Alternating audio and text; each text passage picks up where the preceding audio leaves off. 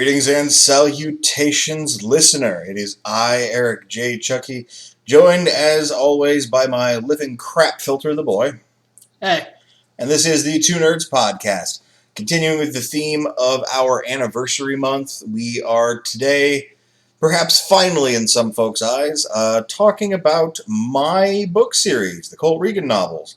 But before we dive into that, I do want to give a shout out to Super Blizzard, Shining Wasato, Let's Get Hardcore, and all the other theme musics that he's allowed me to use over the year. And if you could head to his Bandcamp page, that is in the description. Throw some money his way, or just buy Joy Lancer, one of the two. Well, that's about it. All right, listener. This week, we're going to be doing a little bit of a different format. Normally, the Two Nerds Podcast is just that. It's two nerds having a conversation. This week is a little bit different, because this week I'm not the boy talking with my roommate and best friend White. I am the boy interviewing the author of a book series I really love, and the author of my favorite book. It's a pretty casual interview, I'd say, though. Like Kevin Smith's Fat Man on Batman podcasts. Yeah, pretty much. All right, so with that in mind... With less dick talk. Hopefully. God. But with that in mind, let's start the listener off at the beginning. Why don't you... can you give us a brief summary of the Colt Regan novels? What you think the 20-second elevator pitch of the series is? A normal guy fights all sorts of supernatural creatures while maintaining his normalcy. He loves, laughs, learns, and it's ultimately a metaphor for personal growth. There you go, listener. Tune in next week. No. So the first question I wanted to get for the listener is something that I don't think I've ever... I know, but I never actually directly asked you. It's just something that's come up in conversation a lot. Might have actually come up in conversation on the podcast before, but just for the sake of clarity, what was the inspiration? What caused you to decide to write the Colt Regan novels? Specifically the Colt Regan novels? Yeah. The Anita Blake series by Laurel K. Hamilton, I really liked them going in. And then they hit... Narcissus in Chains. Yeah, Narcissus in Chains was really the stopping point for me. I've read past then since, but at that point the books were all about sex, and while I like sex just fine in its various forms, that wasn't the story I wanted to read. I missed, a slightly sexy mystery instead of a sex book, maybe with a mystery nearby. And that's cool if that's your thing, but that's not what I wanted to put out there in the world. And I looked at it and thought, I could do this. I could do this, but better. And I'm certainly nowhere near as popular, but I like to think my books are a little less heavy on the catchphrases and tropes. I would be inclined to agree, but I'm one of your fans, so... Alright, so from there, I actually want to go back a little bit. You talked about it a second ago, you kind of insinuated, but I actually do want to ask, what inspired you to write? What made you think, I want to be an author, I want to be a writer? Well, let me see if I can tell this story without going too dark. When I was young, I got into... The cat has decided now is the time to play? Now is the perfect time to knock over all the shit in the kitchen. You guys might not hear that. If you do... that was what it was. Yeah. Moving on.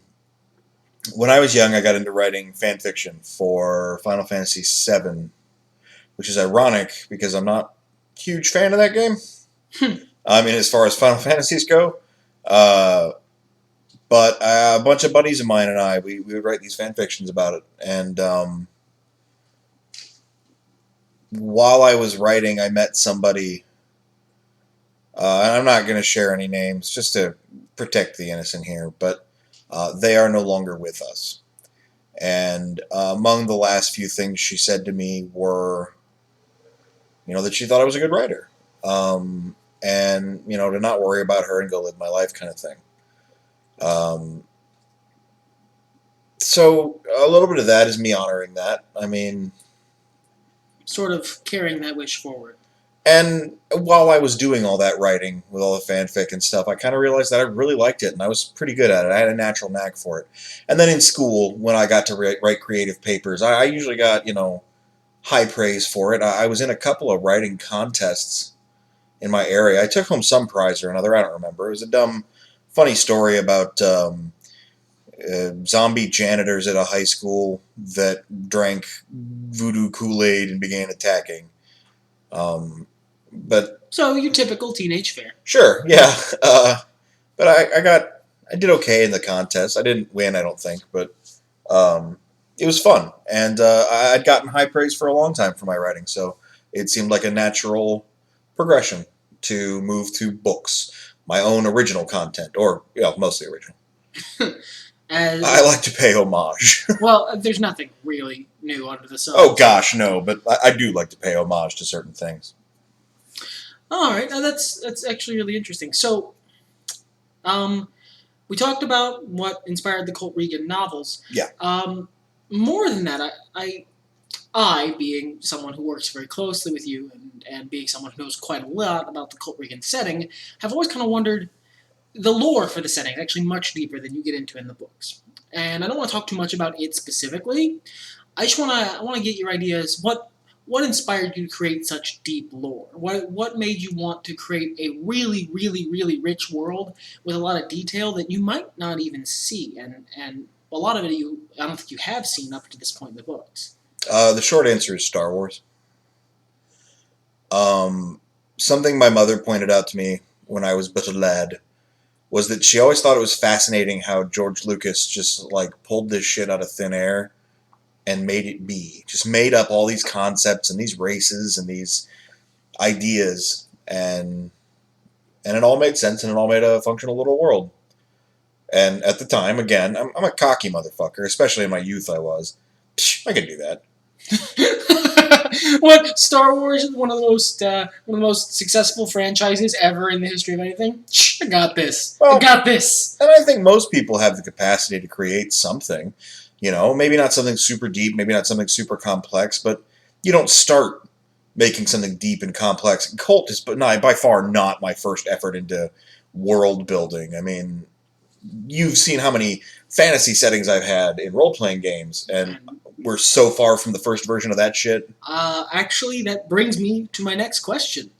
I don't want to talk too much about spoilers for the Colt Regan novels because, and this is me, the interviewer talking. I genuinely think you guys should read them. They're really good. There's a link in the description if you want to check them out.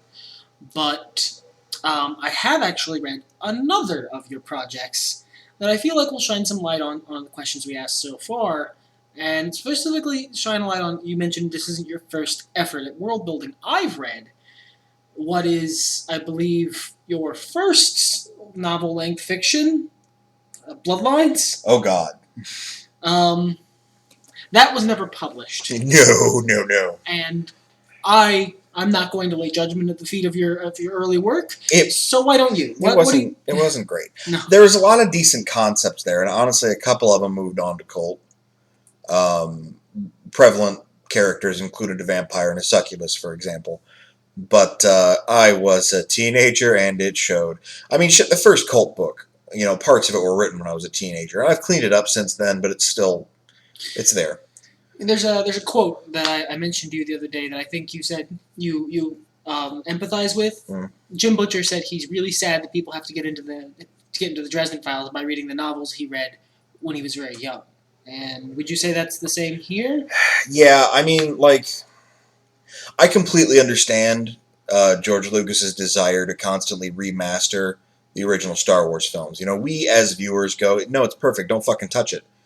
But he looks at it and goes, this is never what I wanted in the first place. This could be better. Oh, this could look nicer now with current graphics. Meh. And I feel that. And I went over and I revised the first book with a heavy revision after it had been self-published once. Just cleaning up stuff, making stuff make more sense, making it a better story. Not changing details, preserving that. And there are a lot of narrative aspects I touched on in that book that I think I would, even now, or rather especially now, like to just clarify a bit more. But I guess that burden now falls onto me to mention, in later books, Mm-hmm. But yeah, I don't want to say I feel bad because it's still a good story, but the first book is like the pilot. It pales in comparison to the other three. And I heartily agree, but I do want to mention that we are both fairly jaded on the first book. Oh my We God, both yeah. read it. I must have read the first Colt novel more than I've read any single book on Earth. Same. Because I helped edit it a little, and it was, oh my. I've read it so many times that the otherwise really good story, I can't read that book again. But, something else I wanted to cover, I will get into it in a second. I do want to talk about the books themselves, and specifically the main character. Colt Regan. He's an interesting guy, and I kind of wanted to get your take on that. Do you think the series is ultimately about him, or is it about the world around him? Yes, both. Um, you're there in part for Colt's journey, which is, as I mentioned, more of an internal journey than an external one, but there are certainly quests and tasks and so forth, trials and tribulations. But I would like to think you're also there for all the cool shit you get to see along the way. I would never compare my story to Star Wars narratively. It's not They're similar. just, no, they're not. I mean, they're both pulpy, but they tell different stories. They tell very different stories. But in that, when you go to see a Star Wars movie, you're like, sweet, I'm going to find out about some Jedi who's doing some cool shit. Also, there's going to be all kinds of weird, awesome stuff going on in the background that I want to know more about. All right. And it's a meshing of the two ideas. You can be there for one and not the other, and get along pretty well. Colt goes into internal monologue now and then, but it's not too often or too heavy-handed, and vice versa. I mean, if you're there for Colt over the world building, yeah, he might describe stuff a little bit, or you might get to see a lot of weird stuff, but it is Colt's story. It's told from his perspective, so. That's actually a really interesting answer. The next question I had, I'm trying to remember it. When you're writing the mysteries, do you try and approach them like a mystery? Because there's a lot of usually reveals and mysteries in Colt Regan novels. Sure. Despite Colt's many assertions that he's not a detective. Yes. So in that sort of vein, when you're writing them, do you try and strive to have it be a situation where if the reader is paying attention, they can figure it out with or perhaps before Colt? Or do you strive to maintain the reveal more? Well, it's a little from column A, a little from column B. More importantly, honestly, I try to make sure it makes narrative sense. There are certain mysteries that you couldn't have possibly figured out, at least not all the details of. You might look at them and go, well, that piece seems like that, and that piece seems like that. I think this is what's going on, but I don't know how. But there are other ones where you're like, oh, this is totally the thing. And there are still others where if you have a degree of outside knowledge into mythology and legend and stuff, you might go, that's a this. That's a this, I know what those are. So, it really depends. Colt's not a detective because, as he says, he doesn't solve mysteries. He just kind of follows the path until it's over. He's less Sherlock Holmes and more Commander Shepard. I started these books before Mass Effect was a big thing, but I found it a good comparison point. Commander Shepard doesn't really put together pieces and solve a mystery. He didn't figure out personally what the Reapers were and what their plans were. He went to places where somebody else had already figured that out for him, collected all this data, and went, here. Which is basically what Colt does. He's like, I got myself into some shit. Time to shoot it. Awesome. So, when you mentioned there's some stuff that you couldn't possibly know, and some stuff that if you had a knowledge of mythology, you might. Yes. When building Colt Regan World, I know that you did a lot of research into mythology. Oh God, yeah. You did a lot of research in mythology, demonology, religions. How much of the world, the lore, even the lore that the listener might not know about, even if they've read the books, how much would you say is based solely on like taking those myths and legends and sort of sort of trying to either bring them in or make sense of them or give them a spin, and how much is more sort of whole cloth interpretation? Well, I mean, I don't think I could give you a percentage. That's fine. Well, I could, but I'd have to actually crunch the numbers. What I do is I try to find a concept that's prevalent in culture. For example, and I forget their names off the top of my head, but there are incubi and succubi as mythical beings in a lot of cultures, and they go by a lot of different names.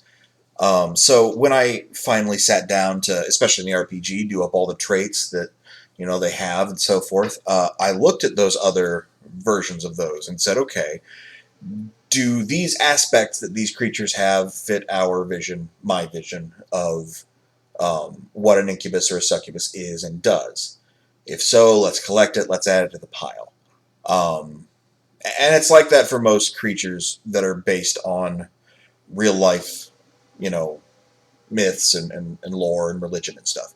I like to preserve the spirit of what something is 9 times out of 10.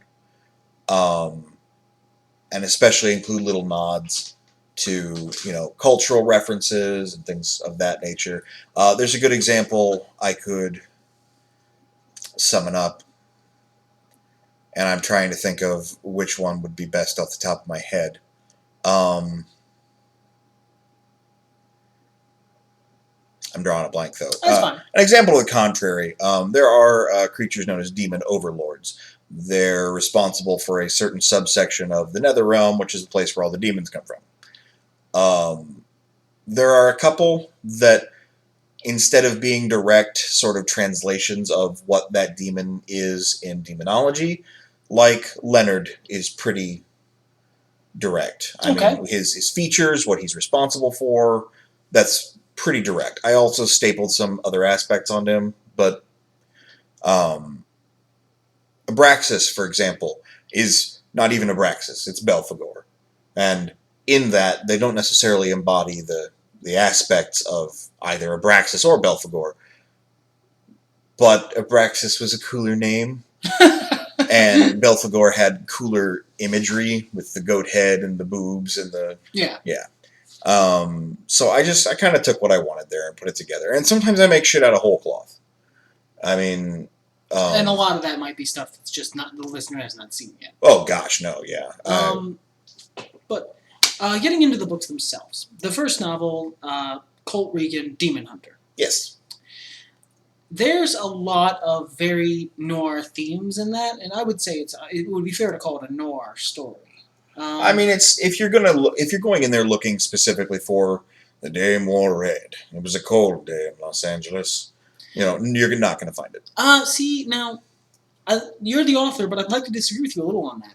You will find it, but it's not the same sort of thing. It's not the prevalent theme. It's about as noir as you mentioned earlier, Jim Butcher's Harry Dresden. Yeah, I would say so.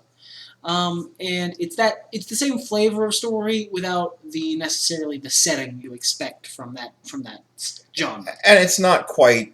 See, when I envision noir, I'm looking at for a modern reference point, Sin City, and I wouldn't compare Colt Regan to Sin City. That's a fair statement. When you wrote that story, you mentioned some of it was written when you were a teenager. It took you a long time. 10, 11 years, something like that. To get the first book out. The second book out was much, much quicker. Yeah, that took 2 years, I think. Okay. Do you feel like the major difference was just other outside life stuff, or do you feel like writing the first book made it easier to write the second one? A lot of it was confidence-based. I mean, as you know, and as I've mentioned to the listener before, I've had anxiety problems my whole life, depression problems, and it's hard to write when you're occupied with other stuff. Sometimes it was obligations like work or school. Sometimes it was just me fucking around and doing other shit. But, it wasn't a career at that point. I was just writing.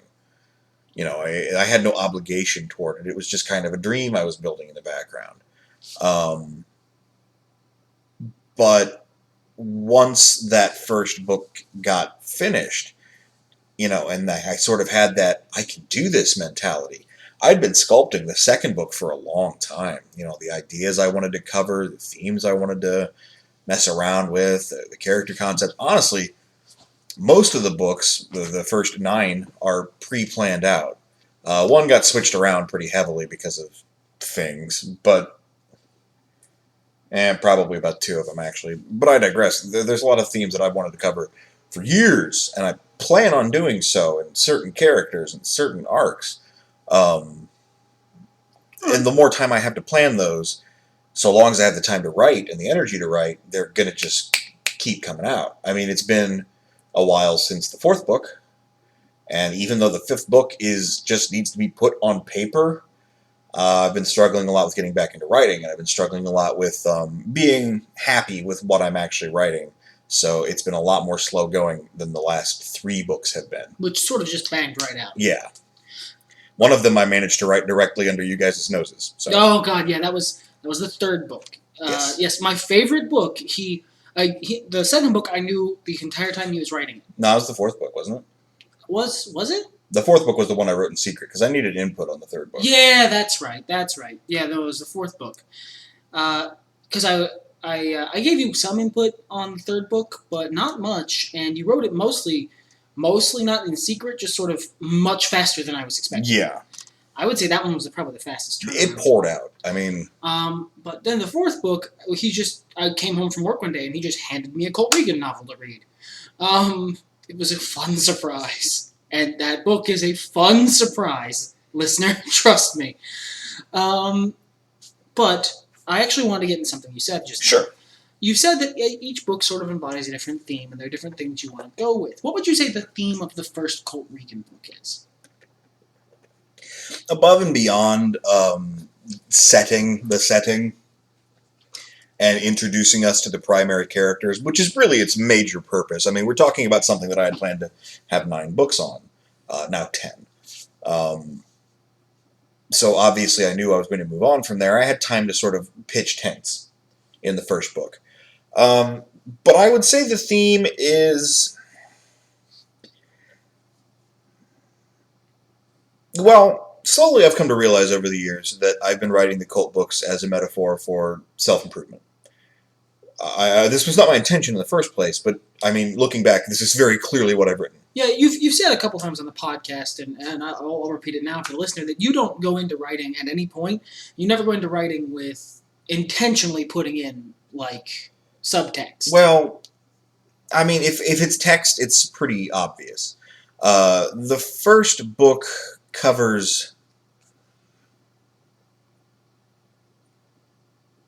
I had a theming thing, and I wish I'd written it down because I can't quite remember. I remember the second one was built a lot around fear.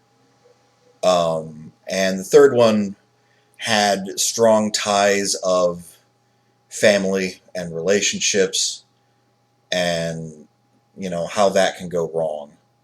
Now it can go right. Yeah. And the 4th book was, exploring the darker parts of oneself and coming out whole. There's probably a more succinct word for it that I have already said in the annals of my memory somewhere in the thousands of conversations we've had. But the first book really is like a new discovery. I mean, it's accepting things, or at least beginning to accept things. Taking that first step to change or start a new journey. And it seems kind of trite, but... Well, to be fair, a lot of the stuff is stuff you found on looking back, if memory serves, because yeah, when you when you write a book, you sort of, and this is just, and correct me if I'm wrong here, this is based on what you've described to me as your process before. You just sort of write the book, and you have, like, you generally have maybe a theme in mind, but a lot of the subtext comes in after you've finished it and go, oh, I did not mean to put that in there. Oh, and most of the time other people point it out to me. And I'm like, I did what now? Yeah, I specifically remember the theming of, like, the general theming of fear and overcoming fear and facing up to what it means, and especially fear, xenophobia in specific. Yes. That specific fear is a lot of what the second book is based around. You didn't put that in there intentionally. I mean, you told the story that has those themes, but I remember, I think it was Brandy who actually pointed it out to you. She points out a lot of the stuff that was just, there's this whole story is about xenophobia, and you went, oh my god, it is. When I sat down to write the first book, I wanted to write a cool story. In fact, when I sat down to write the first book, much like that Bloodline story, I was writing with a partner.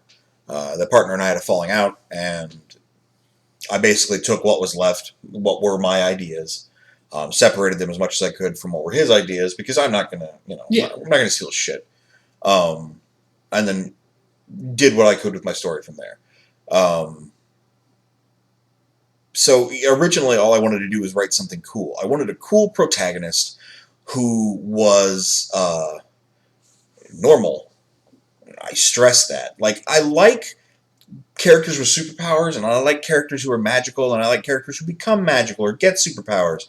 But so little of what I had seen in fiction at that point in my life had just regular people going up against irregular situations. Right. And I kind of wanted to embody that everyman as much as I could. Colt is a guy who has faults. He's a guy who's susceptible to hubris. He doesn't always have those witty one-liners, and sometimes that can just comes up empty. Sometimes he fucks up shooting things right. I mean, he's human. And I wanted to tell that story about a human who was a badass who ended up embroiled in saving the world, or at least a small portion of it. And does pretty well for himself. The theming came in from there. Yeah. I never meant it, as I was saying, I never meant it to be so trite as to be like, this is my first book, and it's the first step, and metaphorically it's this and that. No. I mean, you're going to have that in the first book in any series, I think, unless you strictly avoid it. But it's really written all over every little facet. I mean, even certain character motivations are all about accepting a new paradigm. So, and that was unintentional. No, it was completely unintentional. That's I've always sort of loved that. That's one of the reasons I actually like reading a new Colt Regan book is to see the accidental theme of it. Yeah. Honestly, I would actually say that having read the fourth book, I don't think it's necessarily about exploring the darker parts of yourself. It's not as internal as that. I think that the fourth Colt Regan book, it's more about facing ridiculous adversity. It's about looking something in the face that you cannot beat and still coming out whole. The will to continue on even in face of insurmountable odds. Sure. Sometimes that is an external threat. Sometimes it's an internal one. I think there are two prominent side stories that are about battling one's own demons and one's own shortcomings, perceived or otherwise. I think I know what you're talking about, yeah. It's also about, as trite as it sounds, the power of friendship. Reaching out to other people, taking other people's advice, accepting help, which is something that's so hard for people to do, especially, internet introvert nerdy people like ourselves. Fuck it, I can do it on my own. I always have, I always will. That's not necessarily the right mindset for every situation. Sometimes you have to be willing to accept a hand. And you know what? I can state I went through that. I go through that same thing every day. I'm a sure. very, very self-contained guy, and accepting help can be very difficult. So, there's, and if I may, I know you're not asking me a question here, but no, please go. Yeah. Go. I cover a lot of controversial stuff in Colt. Some of it I probably would have done a little bit differently if I'd been more conscious of what I was doing at the time, but whatever, it's there. Um, at the same time, I never want to be afraid to cover controversial things, no matter where they come from, no matter, what specific thing they're about, whether we're talking about, rape, whether we're talking about murder, whether we're talking about racism, I want to be there for that. And if the story I'm telling, which in the end is ultimately about triumphing over adversity, um, if the story I'm telling helps other people to feel more comfortable or to, you know, grow some understanding or, come out better on the other end, then covering those controversial topics is worth it. I'm not how to put this in less timely and terminology. I'm not the kind of author who just does stuff to tell a story.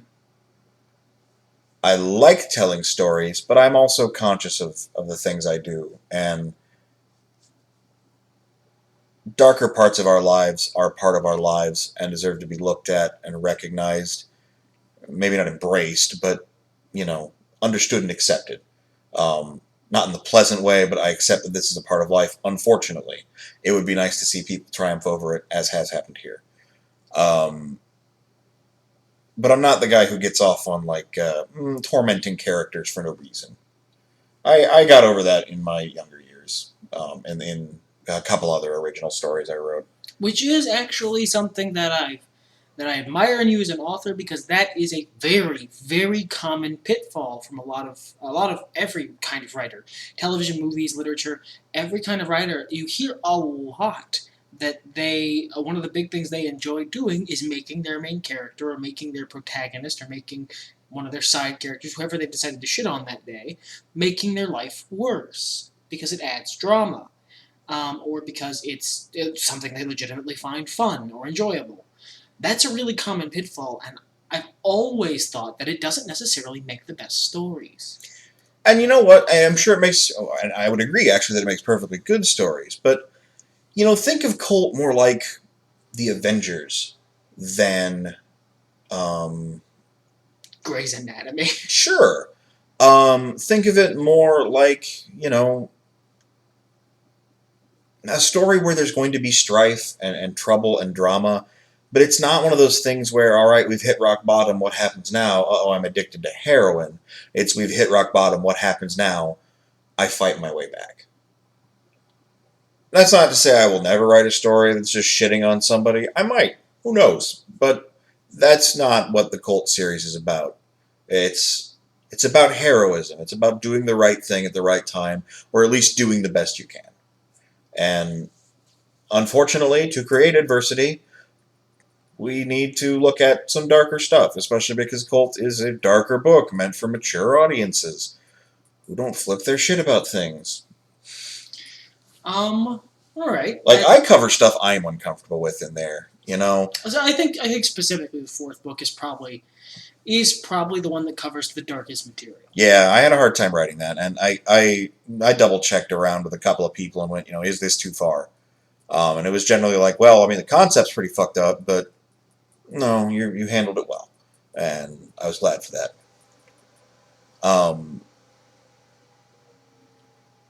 But I have turned the lens on myself, and I've had, Alex in a lot of ways, one of the characters, covers a lot of the pitfalls of youth that I've had, through the glass darkly a little bit on my past mistakes, in some ways. In some ways, Colt does it, it bounces around, but I try to make sure I don't build myself an ivory tower from which to judge. Which is important. Through my works, I should say. That's definitely important. I do want to talk specifically about the books, but I really want to avoid spoilers. Sure. Which is kind of difficult, because even talking about the second book is kind of difficult without avoiding spoilers. With avoiding spoilers for the first book, because they all very much build on each other. When in doubt, don't name names. All right. The villain for the second book, the major antagonist Yes. of the primary plot line. It's very much duality. The one who's more of a villain, you know who I'm talking about. I'm hoping I do. Carry on, ask your question. He's a very interesting character who I think has a lot of interesting backstory, and you don't get to find out much of it in the book itself. He's very much in and out.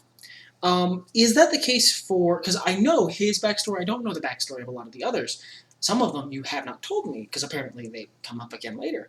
But is that normal for your villains? Do they all tend to have that kind of deep backstory, even if you never... Like, much with in the same way as the lore for the series, are the villains deep and sort of research characters that you might only meet in this one instance, or are some of them more crafted for the story itself? Well, I mean, I could go down a laundry list of all the antagonists in the series and tell you, yes, no, kind of. I like to have at least a little bit of meat. Even with those characters who just kind of come out of nowhere, I like to craft a history for them. And it might be super loose, and it might just be in my head, but... We'll take, for example, two contrasting examples that I feel easier about.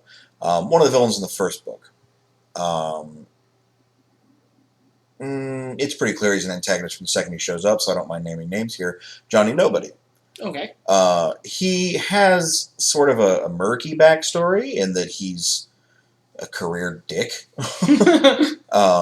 He's like the bad cop version of what Colt does in hunting demons and supernatural creatures. The guy who doesn't care about, collateral damage. The guy who doesn't care if they actually committed a crime. He was charged for a pelt. He'll bring you a pelt. It might not be the right one, but he gets his money either way. He had a bad home life, and he's been doing this for a while. That's about it. He's had troubles with keeping his license before, but he's escaped it. It's kind of not the most thick and thorough backstory. Whereas there is a villain, I would say the villain of the fourth book. I have a lot of backstory there. I have a lot of lore. I kind of want to make a spin-off series covering the lore that's related to. I could see that. I wonder if it would be any good though. But this is a character who is established in the universe elsewhere, and I think that helps it feel like a living, breathing universe, that you never really find out much about these people. Someone like the guy you're talking about in the second book is one of those over-the-top villains that would tell you his backstory and his evil plan and say things like, "No, Mr. Bond, I expect you to die." Whereas, let's say... the secondary villain of the third book, he's not going to say shit to you about, No. evil. You're just going to get wrecked, son. That's the goal. So it really, it depends. It's character by character. And it makes a lot more sense that nobody just comes in and is like, hey, by the way, my mom and I didn't get along, and that's why I'm punching these prostitutes. Right, and that's fine. I was more asking for that first bit, like that it's character by character. It's very interesting because I never really thought to ask that before. Well, there are people, there are friendly characters in Colt that are like that too. I mean, Colt and Alex get in deep talking about their pasts with each other, but Joseph doesn't. You never really find out a couple very small bits of... Yeah, but he's a very private person. That's just how it is. And I think that actually does make it feel like a more rich sort of world. Okay, so this is a minor spoiler for the first book and for the book series going forward, but I feel comfortable with it because it is fairly minor, and it's an important thing I want to talk about. Colt and his significant other. Sure. By the end of the first book, he has one. He has a cemented significant other that persists up to now, as far as we know. Yep. Up to at least the end of the fourth book, which is as far as I know, listener. That is a fairly unique sort of relationship they've acquired. Yeah. And I feel like it actually does a lot to cement the various themes of the book, of whatever book that you're in. His relationship with that significant other tends to, and that significant other's relationship with him, which is a very important difference in phrasing, tends to help cement the theme of the book, which, as we talked about, is largely unintentional on your Sure. part. Um, do you go in Do you go in like when telling the cool story, trying to make the sort of the situation with him and his significant other is really fucking hard to talk about without naming names. Sort of the situation between him and his significant other sort of mirror not even mirror, just sort of undertone the things that are happening in the more bombastic things, or has that been accidental up to this point? I mean, it's pretty largely accidental, yeah. I don't know if even accidental is the right word. Like, Unintentional. unintentional. I mean, even still, I think the way it works is there is some grand design in the back of my head that I'm just not conscious of. And it puts things together for me, And then gives them and to then you? gives them to me piece by piece. Like, here, idiot, do this; it'll make sense later. Um, like, I don't want to take credit for some of these awesome, subtexts and correlating plots and the way things just weave in and out of each other. I just write the shit that comes out of my brain, man. I do my best to translate it from thoughts to page, and I like to think I do a pretty good job. And going back and reading and reflecting, I'm like, oh, neat, I did a thing. It's not normally it's not something I'm doing consciously. I've become more conscious of picking up on it as I read through and do edits and stuff. Because you've had it reinforced over Sure, 4 books, and now sure. you're looking for it. But it's not something I try at, and a lot. It's difficult too because there are a lot of things that have changed in the planning processes even during the writing of the book. Which tends to happen with any book. The first Colt Regan book, there was never supposed to be the way it was supposed to work. Well, the way the current book works is Colt goes out into the world, finds out his ex is back in town. He gets saddled with a partner that he has to train, who is Alex, who has superpowers, and that unnerves him. And there's also a big bad that rears its ugly head. That much is on the back of the fucking book jacket. The original concept for the first book is Colt gets a new partner who is supernaturally powered, and it was supposed to be this half-demon girl that he kind of, over the series, slowly started to develop feelings for. Okay. His ex-girlfriend being back in town was never supposed to be a plot. This, that, and the other thing were never supposed to be a plot. A lot of elements were tied up together. There were a lot more side characters. But that, I mean, in removing my former co-author's presence, the character created the half-demon, which is not a thing that can happen in Cult anymore anyway. But that half-demon character was entirely his creation. The ideas that were entirely his, nope, it's gone. It's gone. I'm a little happier with what I ended up coming up with. It feels a little less stereotypical. And is a little easier to translate into an adult work from a teenage writer's, wheelhouse.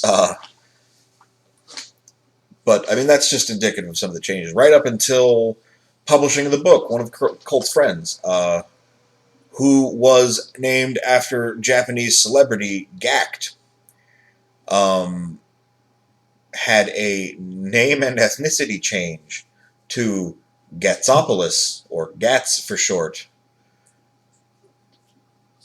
just because it made a little more sense. It was a little less weird. Not that Asians in the police force are weird, just that this guy happened to share the same name as international Japanese celebrity. So, I literally never knew that's who that was named. no, yeah, and I just kind of changed it around and was like, well, I kind of want to keep the syllables, otherwise I'm just going to keep calling him the wrong name for a while. And Gats kind of flowed off, pretty well. And it was a pretty easy change. He's a fairly minor character, but But through the rest of the books, I mean, one of the books, I didn't know who the culprit was until I wrote it. Wait, which one was that? You know which one. Really? I told you about that. I think I forgot it. Like, I sat down to write the last chapter and was like, the fuck am I going to do? Oh, perfect. That's actually a lot of what's kept me from writing the fifth book, because there's a lot of big changes I wanted to make, just to shift the tone of the story into the second act, as it were. Mm-hmm. And I've been trying to decide what was the most applicable catalyst for that. I think I finally settled on something, and it's more been sharpening my writing skills. I got back into e-fetting. I'm trying to write fan fiction again. Once I feel my writing skills are up to snuff, I will go forward with the book. That will make me very happy, the boy. Yeah, a lot of people have been getting on my ass about it. I mean, I might have a small fan base, but they're pretty rabid. Yeah. And I am one of them. Do not mistake me, listener. I give him shit at least once a week about it. Usually it's minor, but I do. All right. Well, that's about it for the series itself. Without discussing spoilers, I mean, I could get into the individual stories of each book and fucking spend hours on all of them. I'm gonna be honest, but that would require a yes spoilers podcast. So. Yeah. From there, I just want to kind of talk about your writing process. Okay. When you're writing, do you prefer to just do it all at once and then go back and edit it? Because we edit, you and Brandy edit the book yourselves. Yeah. Do you prefer to do it all at once, get a whole first draft, or are you editing and changing the story to fit later parts as you go? Is it just get the whole thing out on the page and then fix what needs fixed, or is it fix as you go sort of thing? Well, a little of both again. When I'm in an ideal situation and I'm writing steadily, I will get as much out as I can before I need a break. The break usually only lasts a couple of days, maybe a week tops. 2 weeks if we're really desperate. But when I come back from the break, I'll reread everything I did so that the story's fresh in my head. I will make small changes along the way. Usually just drafting and editing and clarity shit. Not so much story changes. Right. That's usually pretty well set once I sit down to write. And then I'll go from there. And then the next time I go through, I'll read it again and go from there, and so on and so forth. All right. That's actually fairly interesting. Was that is that what you've always done, or is that a process you arrived at over the writing of the 4 books in the series? Well, I mean, at first it was kind of required, because instead of them being little 2-week breaks, they were months long. There was one point in the first book I was stuck for years. I just couldn't fathom how to get through, and I mean, right around when I was figuring out what I wanted to do with it, there was kind of this whole divorce thing. Would you put a damper on your creativity? Yeah, it wasn't doing so great. And it was probably about half a year, I guess, before I really got past it. It might have been a year in total, but I had to. I mean, the time passed to the point where I was like, what the fuck did I write again? Oh, yeah. And consistency is really important. It's not something I want to have to fix in post, in the editing phase. I'd rather fix it as I go along so everything reads fluidly. Consistency and tone and stuff? Yeah. That makes sense. I mean, I can change words. So they'll be like, oh, shit, this guy didn't say this, the other guy did. Bam, I've word replaced, it's over. But you got to do a lot of work to replace the consistency and tone. The second book, when I'd finished it, it was really, really short, and I wasn't happy about that. And I talked with you about it and was like, what do I need to do here to make this a little bit beefier? We came up with a scene and some padding in another scene, and I added them in. And it was hard to find the right place to add it because it needed, to preserve the tone. I have a very carefully regulated, what's the word I'm looking for?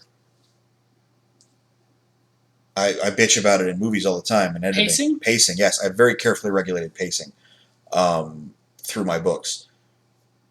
I don't necessarily like it to be too predictable. Sometimes I'll shake it up, but I try to have those high points and those low points sort of do a little Sine wave? hyperbole kind of thing. Yeah. Parabola, not hyperbole. It's late. I've had a long day. Yeah, I try to keep kind of parabolic with, how my pacing goes. High action is usually followed by a little bit of cool down. We relax, find out some information. Drama increases, and then maybe we cool down a little bit, and go into this and that. And we'll pump up the drama some more with some extra action. Something bad happens, and if I fuck with that, I might have an instance of, God, we've been sitting around talking for a while. Could something occur? And I hate that. Maybe someone throw a pie or something? Yeah. I try to keep Colt. That's why the books are short. That's why I don't go too long into certain ideas, even though I might like to. The first book I remember, there's a little rant Colt gets into pretty early about how the government, demons and other supernatural creatures all interact, and a little bit of the history on it, because the reader needs to know. And we were talking about something that no longer exists, so there's not an easy way to show it instead of tell it without it seeming like clearly expository dialogue. Right. I'd rather just give you an info dump and let's both be on our ways. Otherwise it's like, hey, can you tell me the history of the PDA? Why, yeah, that's that thing that works like this, right? Sure is. As you know. Well, as you well know, this was caused by this and that. No, I don't want to do that. So Colt's just like, hey, you reading there? All right, here's some stuff. Well, because the books are written as... Colt is the author. Right. Like, the books are all written as if he is writing them afterwards, which, I mean, it's called Colt Regan. He's not going to die. But... Unless I stop making books, I mean... Well, then how would he write it afterwards? It's Kafka style. Somebody published it in the aftermath. Maybe a little bit of Tolkien, where, I don't know, Alex or someone takes up the pen. I don't know. Fucking know. Interesting. It's possible. All right, listener. You heard here first. Colt Regan, The Last Ride. Keep your eye out for it. No, thank you. Yeah, it's too many words anyway. Yep. Colt Regan, Last Ride. No, I can do that. I'm watching you. Don't think I won't hobble you. Don't think I won't. Anyway. But the books are all written from Colt Regan's perspective, so if there's something that you need extra info on, Colt is free to just give you the extra info on Sure. it. He breaks a couple of your standard writing rules, in that he will often talk to the reader, and, so on and so forth, which it works, because it is basically all within dialogue. It's just his internal monologue. It's his memoir. It's not, a professionally written manuscript. And I try to preserve more professional writing techniques when I'm writing narration. I don't put Colt's accent in when I'm writing narration, unless it's a particularly good line. I will clean up the way things are written a bit. But it's all a situation. It's a set piece. It's not, I'm not trying to make sure this is written just exactly as Colt would write it. I write it and I put his flavor on it so he can narrate it to you. And the hook for that is that he's writing the books himself. As like journals or something. Yeah, sort of a memoir. He's not published. That would make things weird. Yeah. He's already kind of a celebrity in his world. That's more than enough for him. The final thing I want to get into is a little bit about the role-playing game. Sure. This podcast is more about the book, so I wanted to avoid it a little. But the role-playing game, I feel like, has been pretty integral in developing the world. Yeah, it's been really nice. And it has even led to some cameos from various role-playing game characters. Yes, the third and fourth book especially. Mm-hmm. Well, and the second one, actually. Yep. Come to think of it. Because we are, as you know, listener, people who roleplay a lot, I did want to spend a minute talking about the role-playing game system, because I think its origin's pretty similar to the one for the book. You saw what was out there and thought, I can do better. Well, I grew up playing a lot of D&D, and second edition especially, and then third edition, and we all know I have my issues with third edition. Mm-hmm. I just kind of got tired of playing it, and when I branched out to find other stuff and met White Wolf and fucking Palladium games, and like there was never a system where I was like, this is clean, this is nice, this is simple. It was always like, okay, now we need you to pick up 50 D20 and roll them. Now add all of those together and divide by the number of heart graphics on your character's character sheet that are filled in all the way. That number you get is then tested against a similar value of your opponent, and fuck you. Fuck you, rolling dice is fun, but this is stupid.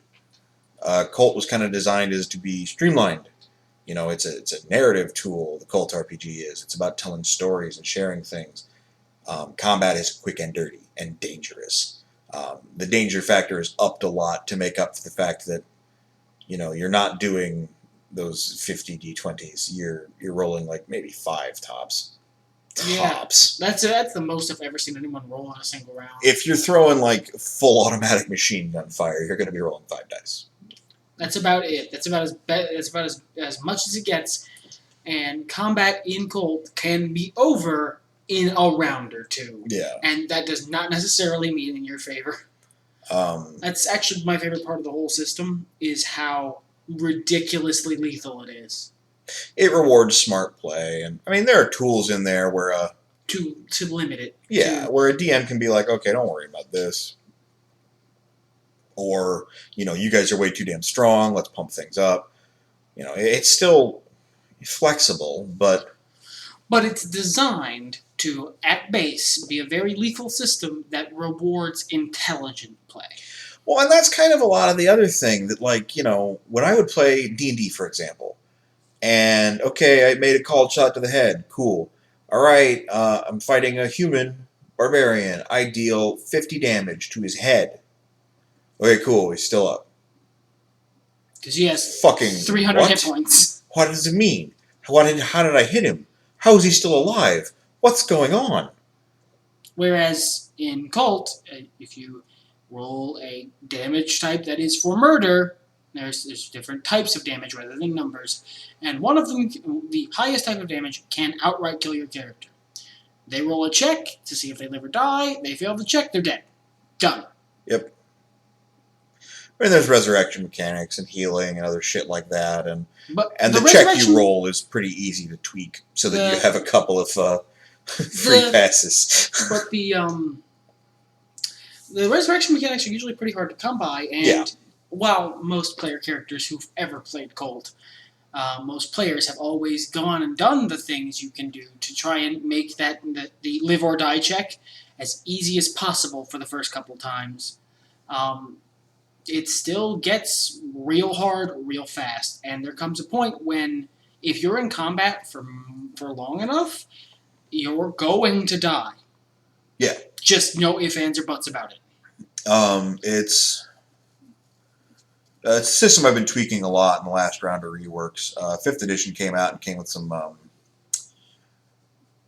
fun ideas for role playing, and and some feedback I got from the outside made me go, you know what, I need to take a look at this. I think I can streamline this even more.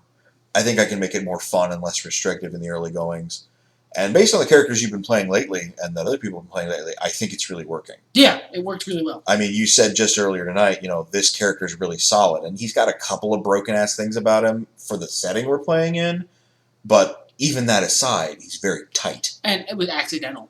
Like, I made this character to be middlingly effective, and turns out he's very effective. And that's good. That's good for all role players, I mean, I'm a role player who doesn't roll that high. Colt is built in with a couple of optional things where you can grab some traits and make your rolls better, more likely to succeed. You've got to spend the experience for it. Sure. And experience in Colt is hard to come by. Well, it can be. But depending on how you built your character, it's exactly as hard to come by as you decided it would be when the game started. Yeah. And I mean, we could fill a whole podcast just talking about Colt the RPG. I'd rather wait until I've got another finalized version. Yeah, no, I just wanted to go into it very quickly. But what you're talking about it informing the narrative and the lore and stuff of the story, yeah. I've come up with a lot of background shit to serve the setting, and then written the story knowing about some of that shit. And there are things in the story where I came up with in the story, and I was like, all right, now we have to have a reason, stats-wise, crunch-wise, for this to logically occur. And it allows you to think about the stuff in the story and allow it to sort of gives it a logic base. Yeah.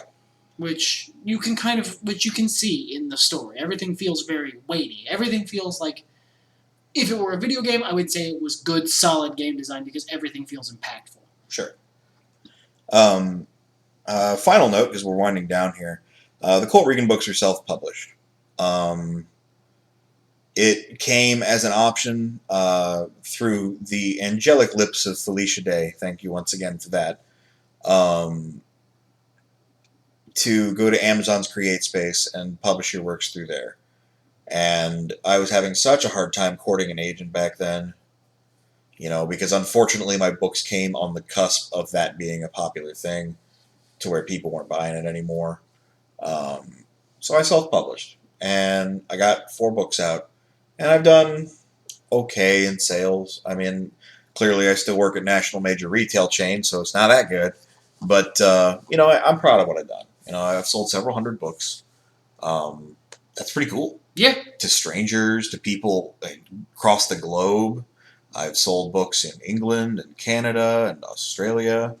I'm pretty happy with that. It's in small numbers, but a couple months ago, my name got recognized. Brandy went into a Hot Topic, and she gave him our Hot Topic card, and the girl at the counter was like, "Chucci, your husband Eric Chucci?" And she's like, "Yeah." She's like, "I read his books. They were really awesome."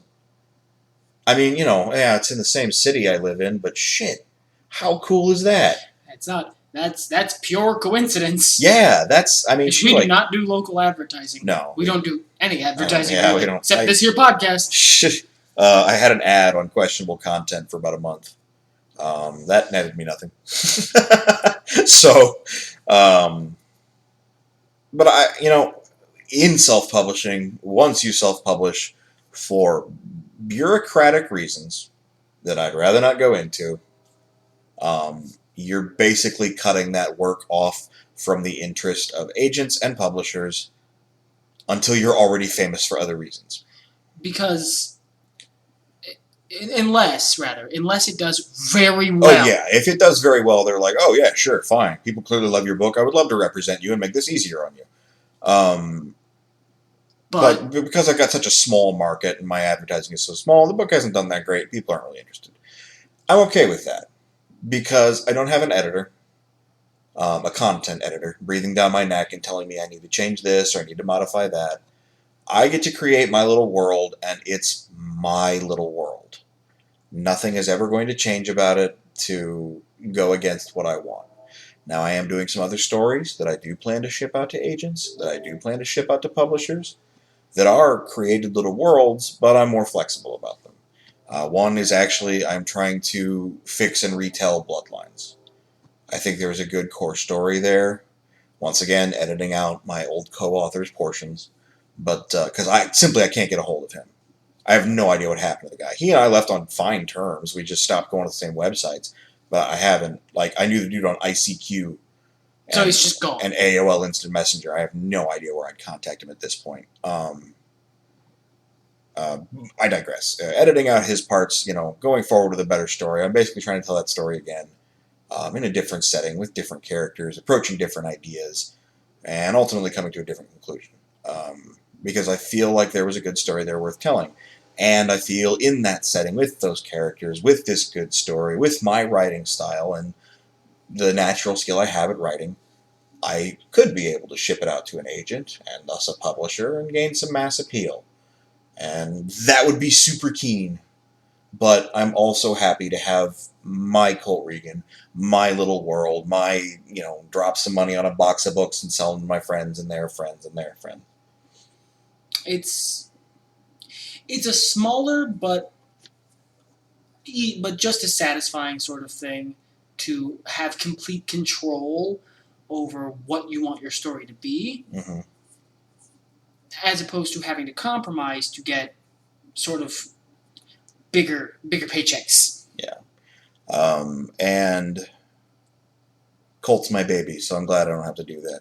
If in the future some publisher's like, hey, we want to ship out Colt and actually put money behind it, etc., cool. So long as I regain all creative control, I am Downsville. That sounds awesome. I will shill out, all kinds of shit. We make toys, movies, action figures. What do you want? We'll do it. It'd be fun. But big games. Digi games, yeah. Actually, I want to start working on a dating sim for Colt. In the same universe, but set at a college campus. You get to pick your character. And there's all kinds of different targets to go with. I've watched a lot of dating sims, been playing a couple lately. It's fun. It'd be a fun way to introduce yourself to the world. I have no idea when or if that's ever going to come to fruition, but it's an idea I've had. And if it ever does come to fruition, I'd be happy to talk about it with you. Yeah? Yeah. You feel that perhaps everything could be made better if nerds talked about it? See, now I thought maybe, but I didn't want to say it because it feels like it'd be stepping on your ability to create yourself. Well, I am a nerd. So, because I talk about what I do, and I talk about it with you, in the end, the Colt Regan series is better. Sounds like a great message. That's proof in the pudding. Fuck it, let's get hardcore! Blood, pain, we're all insane.